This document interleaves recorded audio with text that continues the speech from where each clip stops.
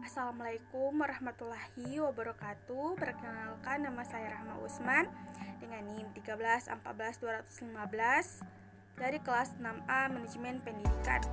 Baik, di sini saya akan menjelaskan materi terkait organisasi dan kode etik profesi kependidikan. Pokok bahasan yang pertama ada konsep dasar organisasi profesi, kedua kode etik profesi kependidikan, ketiga tujuan kode etik, 4 manfaat kode etik.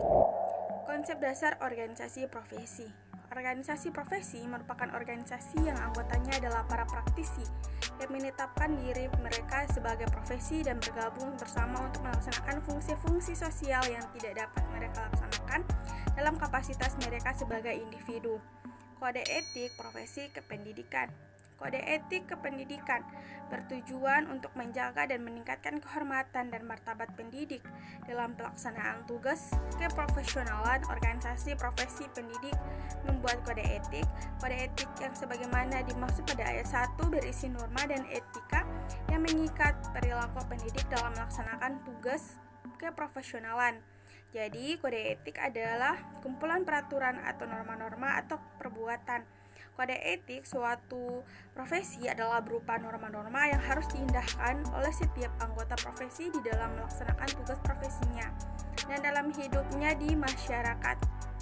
Kemudian ada tujuan kode etik. Pada dasarnya, tujuan mengadakan atau merumuskan kode etik dalam suatu profesi adalah untuk kepentingan anggota dan kepentingan organisasi profesi. Secara umum, tujuan mengadakan kode etik adalah sebagai berikut. Yang pertama, untuk menjunjung tinggi martabat profesi. Dua, menjaga dan memelihara kesejahteraan para anggota. Ketiga, untuk meningkatkan pengabdian bagi para profesi. Empat, untuk meningkatkan mutu profesi. Adapun manfaat kode etik. Manfaat kode etik menurut Adams DKK dalam Ludikdo 2007 adalah 1.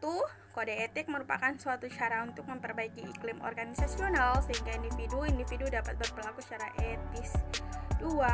Kontrol etis diperlukan karena sistem legal dan pasar tidak cukup mampu mengarahkan perilaku organisasi untuk mempertimbangkan dampak moral dalam setiap keputusan bisnisnya.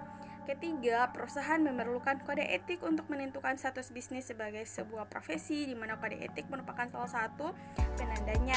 4. Kode etik dapat juga dipandang sebagai upaya menginstitusionalisasikan moral dan nilai-nilai pendiri perusahaan, sehingga kode etik tersebut menjadi bagian dari budaya perusahaan dan membantu sosialisasi individu baru dalam memasuki budaya tersebut.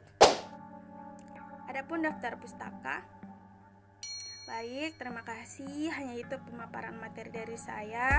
Mohon maaf apabila masih banyak sekali kekurangannya. Lebih dan kurangnya saya mohon maaf. Wabillahi taufiq wal hidayah. Wassalamualaikum warahmatullahi wabarakatuh.